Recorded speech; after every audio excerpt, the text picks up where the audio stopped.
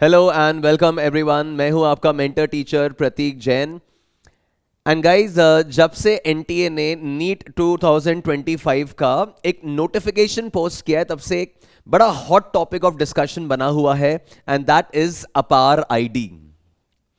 तो क्या मैटर है वो बताता हूं, और बेसिकली हम आज की वीडियो में आपको अपार आईडी कैसे बनाना है, आपको अपार आईडी क्यों रिक्वायर्ड है, उसका स्टेप बाय स्टेप प्रोसीजर जो है मैं आपको लाइव अभी अपना अपार आईडी जो है वो क्रिएट करके बताऊंगा। उसमें किस फील्ड में आपको क्या फिल करना है, क्या डिटेल्स वगैरह आपको डालनी है, और कैसे वो डॉक्यूमेंट आपको डाउनलोड करना है, उसका एक एक डिटेल मैं अपने वीडियो में आज आपको क्लैरिफाई कराऊंगा। बट बच्चों, सबसे पहले तो इन केस अगर आपने इस चैनल को सब्सक्राइब नहीं कर रखा है तो आप चैनल को सब्सक्राइब करें, बिकॉज आने वाले डेज में इस चैनल के ऊपर आपके एग्जाम्स से रिलेटेड, कॉलेज से रिलेटेड, काउंसलिंग से related all the details will be available on this YouTube channel, जो डेफिनेटली आपके बहुत काम आने वाली है।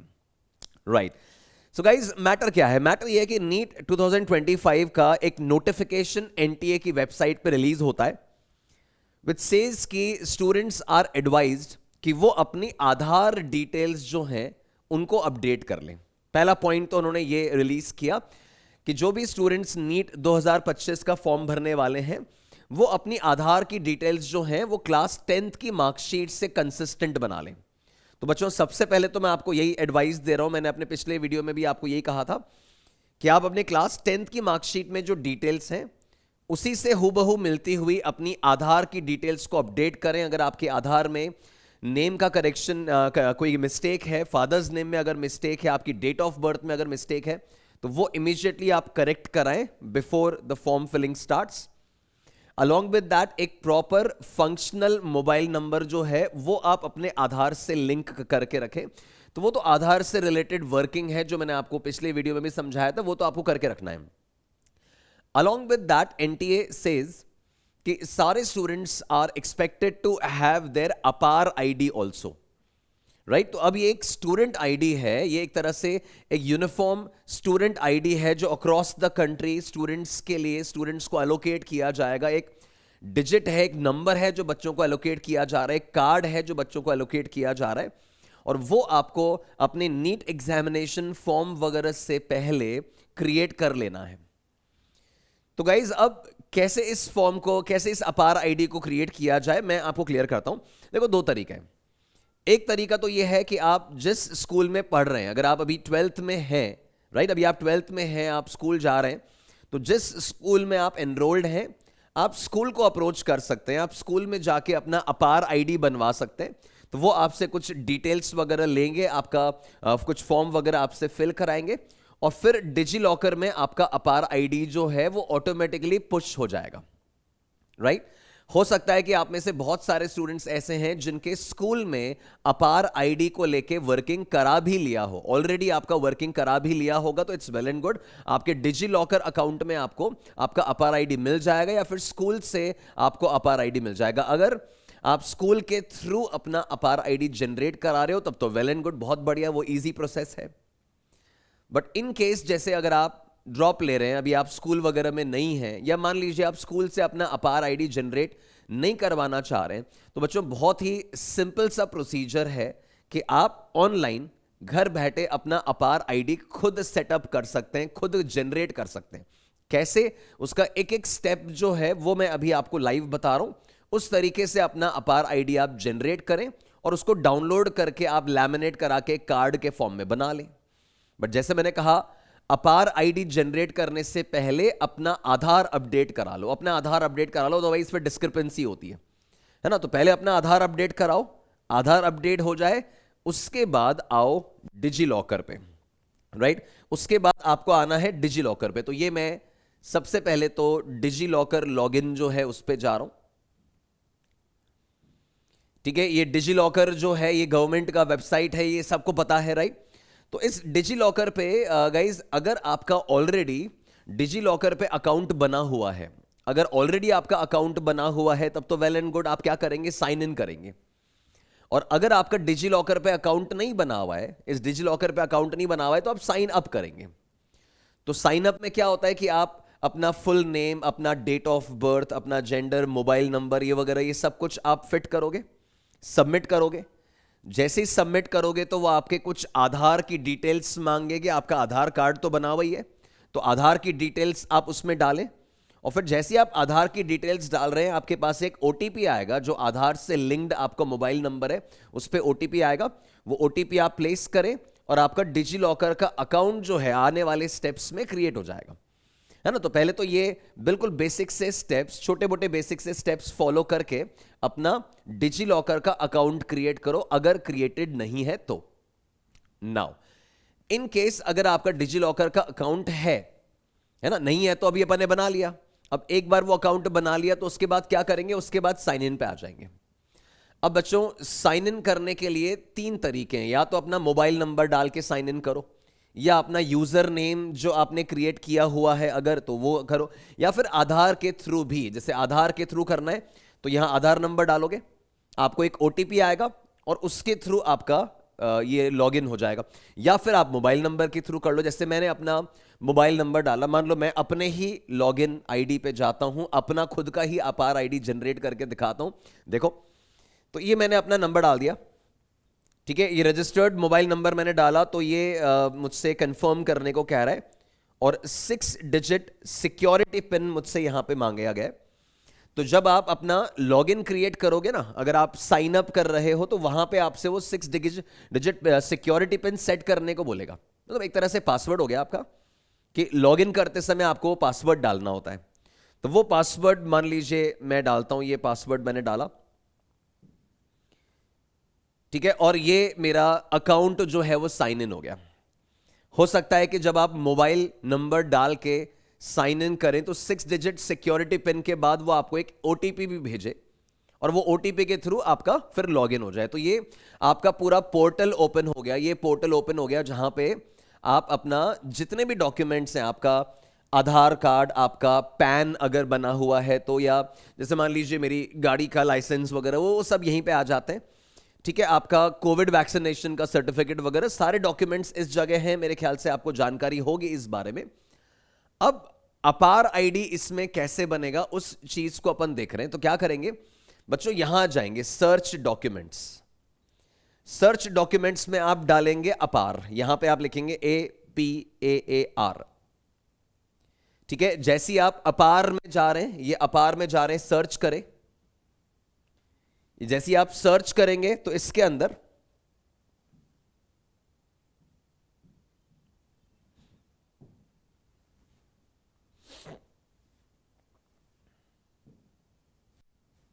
हाँ, इसके अंदर आप जाएंगे तो ये एकेडमिक बैंक ऑफ क्रेडिट्स, ये एजुकेशन एंड लर्निंग, ये वाला एक अपार आईडी ना, ये एकेडमिक बैंक ऑफ क्रेडिट्स जो आएगा उधर जाने का है, ठीक है। जैसे ही आप वहां पे अपार आईडी सर्च डॉक्यूमेंट्स में टाइप कर रहे हैं, आपको एक एकेडमिक बैंक ऑफ क्रेडिट्स का एक ये टैब दिखेगा, उस टैब पे क्लिक करो तो ये अपार आईडी नाम से आ गया।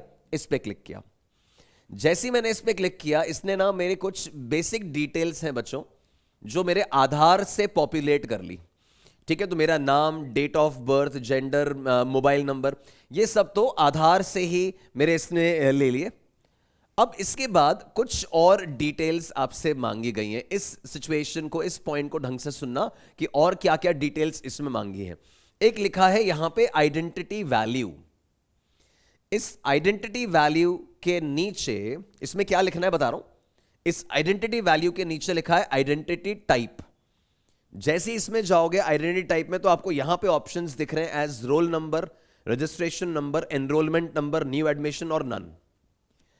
अगर आप क्लास 12th में हैं और आप नीट देने वाले हैं, या आपको लेट्स से आप 12th में और आपको अपार आईडी बनाना है, तो सिंस अभी आपने 12th क्लियर किया नहीं है, तो ऐसे केस में आप क्या करें, आप यहां रोल नंबर पे क्लिक करें और अपना यहां क्लास 10th का रोल नंबर डालें। क्लास 10th का रोल नंबर यहां पे आप डालें, बिकॉज 10th आप क्लियर कर चुके हो। तो 10th का आपका जो मार्कशीट है या आपका पासिंग सर्टिफिकेट है, वहां से आप क्लास 10th का अपना रोल नंबर यहां पे डाल दीजिए। जो डिजिट्स हैं आपके रोल नंबर के वो डाल दीजिए, राइट। और यहां आइडेंटिटी टाइप में रोल नंबर। अच्छा, अगर आप 12th क्लियर कर चुके हो, ड्रॉपर बैच में है, 12th क्लियर कर चुके हो, 12th की मार्कशीट आपके पास है, तो यहां रोल नंबर, फिर आपका आइडेंटिटी वैल्यू में क्या आएगा, तो 12th का रोल नंबर आपका यहां आ जाएगा, ठीक है। ऑब्वियसली जो बच्चे अभी नीट दे रहे हैं और 12th में हैं, बोर्ड देने वाले हैं, तो उनके पास तो 12th की मार्कशीट है नहीं, कोई दिक्कत नहीं, आप यहां पे 10th का रोल नंबर डालिए। और जो 12th पास कर चुके हैं उनके पास अपनी 12th का रोल नंबर प्रेजेंट है, आपकी 12th की मार्कशीट वगैरह जो है उसमें से आप 12th का रोल नंबर डाल दो। फिर क्या करेंगे, जैसे यहां पे नंबर डाल दिया, अब नेक्स्ट आ रहा है एडमिशन ईयर। अब एडमिशन ईयर में जिस साल भी आपने 10th दिया था, भाई जो बच्चे 2025 में 12th दे रहे हैं वो 2023 में 10th दे चुके होंगे, है ना। इन केस अगर आप 12th 2024 में क्लियर कर चुके हैं, ऑलरेडी ड्रॉपर्स बैच में है, तो 2024 भर दो। तो जो भी आपके केस में फिट बैठता है, 10th आपने कब किया था, अगर आप यहां 10th का रोल नंबर डाले हो तो 10th कब किया था वो भरो, यहां 12th का रोल नंबर डाल रहे हो तो 12th कब किया था वो भरो, है ना। और 12th की या 10th की जो भी आपके केस में बनता है वो डिटेल्स आप डाल दें। उसके बाद नेक्स्ट आता है I am a student at. बच्चों जैसे इसको आप क्लिक कर रहे हैं तो ये हमें बहुत सारे ऑप्शंस दे रहा है ना। ये बहुत सारे ऑप्शंस आ रहे हैं, उसमें board of secondary education Telangana, IPS academy, और ये बहुत सारे अलग अलग ऑप्शंस आपको इसमें मिलेंगे। अब इसमें क्या करेंगे, इसमें अगर आपका board let's say Rajasthan board से आप हैं, राइट, तो board of Rajasthan, let's say Rajasthan board का अगर आपको यहां पे एंट्री मिलता है तो वो ढूंढ लो। अगर आप सीबीएसई से हैं तो central board of secondary education, वो आप ढूंढ के भर दीजिए, है ना। जैसे अभी मैंने आपको ऊपर ऊपर दिखाया, यहां पे ऊपर ऊपर आ रहा था board of secondary education Telangana, तो तेलंगाना का आ रहा है। ऐसे board of secondary education Rajasthan, board of secondary education Bihar, जो भी आपका बोर्ड है वो आप वहां पे फिल करोगे, जो भी आपका बोर्ड रहा है वो आप फिल करोगे, राइट। इन केस जैसे मान लीजिए central board of secondary education CBSE से हो तो वो भर दो। बट इन केस अगर आपको अपना बोर्ड नहीं मिलता है, देखो बाकी सब क्या है, बाकी सब यहां पे कॉलेज और यूनिवर्सिटीज के नाम है, तो वो तो आपके केस में रेलेवेंट है नहीं, बिकॉज आप या तो 10th 11th 12th में हो या फिर आप ड्रॉप ले रहे हो, मतलब बेसिकली आप कॉलेज में जाने वाले हो। तो कोई भी यूनिवर्सिटी या कॉलेज का नाम तो यहां आपके केस में फिट बैठेगा नहीं। तो आप देखेंगे यहां पे क्या इसने मेनली अपने से मांगा है कि आप कौन से बोर्ड में पढ़ रहे हैं या कौन से कॉलेज में पढ़ रहे हैं, कौन सी यूनिवर्सिटी में पढ़ रहे हैं। तो अपने केस में क्या फिट बैठता है 12th और ड्रॉपर्स के लिए, कि आप कौन से बोर्ड से अपना 10th क्लियर किए हो या कौन से बोर्ड से अपना क्लास 12th क्लियर किए हो। तो आप राजस्थान बोर्ड से हैं, बिहार बोर्ड से हैं, यूपी बोर्ड से हैं, सीबीएसई से हैं, आईसीएसई से हैं, जिस भी बोर्ड से आप हैं उस बोर्ड का नाम इस लिस्ट में ढूंढो और सिलेक्ट करो। इन केस अगर आपके बोर्ड का नाम इस लिस्ट में नहीं है, वैसे तो मिल जाएगा, बट इन केस नहीं है तो इसमें लास्ट में जब आप जाएंगे, बिल्कुल एंड में जब आप जाएंगे तो अदर्स भी आ रहा है ना। इस केस में लास्ट में अगर आप जाएंगे तो लास्ट में अदर्स का ऑप्शन भी आ रहा है, मैंने भी चेक किया था, इसमें अदर्स का ऑप्शन भी आ रहा है। तो आप अदर्स पे सिलेक्ट कर लो, और जैसे ही आप अदर्स सिलेक्ट करोगे तो यहां पर एक बॉक्स ओपन होएगा और वो आपसे बोलेगा कि भाई हाँ अदर्स में अपना बोर्ड लिख दो क्या है, ठीक है। जैसे ही आप वो अदर्स सिलेक्ट करोगे यहां पे लिखा हुआ आ जाएगा कि आप अदर्स में क्या लिखना चाह रहे हैं। Central board of secondary education, Rajasthan board, जो आपका बोर्ड है, जिस बोर्ड से आप पढ़ाई करे हैं 12th में या 10th में, वो बोर्ड का नाम लिख दो। आपका बोर्ड लिस्ट में मिल जाता है, बहुत बढ़िया, नहीं मिलता है तो वहां फिल कर दीजिए। एक बार फिल कर दिया उसके बाद यहां पे क्लिक करेंगे, I provide my consent to DigiLocker to share my details with the issuers for the purpose of fetching my documents, ठीक है। ये आपने चेक कर दिया और उसके बाद सीधा आपको गेट डॉक्यूमेंट पे क्लिक करना है। ये गेट डॉक्यूमेंट पे क्लिक करना है, इमीडिएटली आपके डिजी लॉकर के पोर्टल में आपका अपार आईडी जो है वो जनरेट हो जाएगा बच्चों। It is as simple as that, कोई बहुत कॉम्प्लिकेशन वाला काम नहीं है, बस डिटेलिंग ढंग से भर लेना। एक बार इंपॉर्टेंट डॉक्यूमेंट्स होते हैं ये सारे, है ना, बट उससे पहले आधार अपडेट करा लेना, वो इंपॉर्टेंट है कि पहले आधार अपडेट कराओ, फिर ये डिजी लॉकर में आओ। डिजी लॉकर का अकाउंट नहीं है तो पहले वो बनाओ, है तो साइन इन करो, साइन इन करने के बाद सर्च डॉक्यूमेंट्स में जाके अपार सर्च करो, अपार में जाके वो एकेडमिक बैंक ऑफ क्रेडिट्स आता है वहां जाओ, उधर जाके अपार पे क्लिक किया, ये सारी डिटेल्स ऑटो पॉपुलेट हुई। 10th पास कर चुके हो, 12th में हो अभी तो 10th की डिटेल डालो, 12th पास कर चुके हो तो 12th की डिटेल डालो। I am a student at में अपना बोर्ड भरो, बोर्ड नहीं मिल रहा है तो अदर्स में जाके उधर अपना बोर्ड का नंबर डालो, है ना, बोर्ड नाम डाल दो, क्या बोर्ड है, कौन से बोर्ड से आप है, central board of secondary education, CBSE या व्हाटएवर, और फिर गेट डॉक्यूमेंट पे क्लिक कीजिए। आपका अपार आईडी आपके डिजी लॉकर में यहां इस वाली जगह पे आ जाएगा, है ना, इस वाली जगह पे वो अपार आईडी आ जाएगा और वो अपार आईडी का फिर आप पीडीएफ निकाल लो या प्रिंट निकाल लो, या आप किसी ई मित्र वाले पे जाके बोलो कि भाई अपार आईडी मेरा जनरेट हो गया, आप कार्ड बना के दे दो, आपको वो कार्ड बना के दे देगा। बट गाइज जैसे मैंने बोला, इसमें अननेसेसरीली पैनिक करने की बात नहीं है ना, अननेसेसरीली हैसल नहीं करना है, पैनिक नहीं करना है। अगर आपको लगता है कि ये सब आपको नहीं समझ में आ रहा है तो आप सीधा अपने स्कूल जाएं और स्कूल से अपना अपार आईडी जनरेट करवा लें। वो भी नहीं हो पा रहा है तो किसी ई मित्र वाले के पास जाओ, आपको नहीं समझ में आ रहा है क्या भरना है, ई मित्र वाले के पास जाओ, वो आपको अपार आईडी में हेल्प कर देगा, ठीक है। और ऑनलाइन अगर आपको समझ पड़ रहा है, जैसे मैंने आपको डिटेलिंग बताई, तो इस तरह से अपनी अपार आईडी जनरेट करके आराम से उसका प्रिंट आउट निकाल के आप कार्ड बना लीजिए। सिंपल प्रोसेस है, अननेसेसरीली पैनिक नहीं होना है, बहुत सारे वीडियोस नहीं देखते रहना, इंटरनेट पे टाइम पास नहीं करना है, सीधा सा प्रोसेस है। बस क्या करें, अपार आईडी जनरेट करने से पहले अपना आधार अपडेट करा लो, अदरवाइज जो गलतियां आधार में है वो फिर अपार में भी कैरी फॉरवर्ड हो जाएंगी, वो फिर गड़बड़ है मामला, है ना। तो पहले आधार अपडेट करो, फिर अपार आईडी बनाओ, तब तक आपका नीट का फॉर्म वगैरह का रजिस्ट्रेशन प्रोसेस भी स्टार्ट हो जाएगा। प्रोसेस में वैसे भी करीबन 25 दिन 30 दिन महीना भर मिलता ही है, तो यू हैव टाइम, कोई जल्दबाजी नहीं है। बट हाँ, ये ऑन प्रायोरिटी लेके इस प्रोसीजर में आप आगे बढ़ना शुरू करें, ठीक है। फिर भी अगर बच्चों आपको कुछ इश्यूज रह गए हों, कोई चीज अगर आपको क्लियर नहीं हुई है इस अपार आईडी की वर्किंग के बारे में, तो कमेंट बॉक्स में मुझे अपने डाउट्स, अपने क्वेरीज आप भेजिए। मैं डेफिनेटली आपके क्वेरीज को कमेंट बॉक्स में आंसर करूंगा। इन केस रिक्वायर्ड होगा तो मैं आपसे फोन कॉल पे बात कर लूंगा, बट गड़बड़ी ना करें। एग्जाम जैसे जैसे पास आएगा, ये सब चीजों के चक्कर में पैनिक क्रिएट ना करें, गड़बड़ी ना करें, शांत मन से तरीके से इन सारे डॉक्यूमेंटेशन को फिनिश करके रखिए बिफोर योर एनरोलमेंट स्टार्ट्स, ठीक है। सो आई होप आपका अपार आईडी बनाने में इस वीडियो से आपको हेल्प मिल जाएगी, और कोई भी अगर दिक्कत है तो feel free to place the comment in the comment box, right.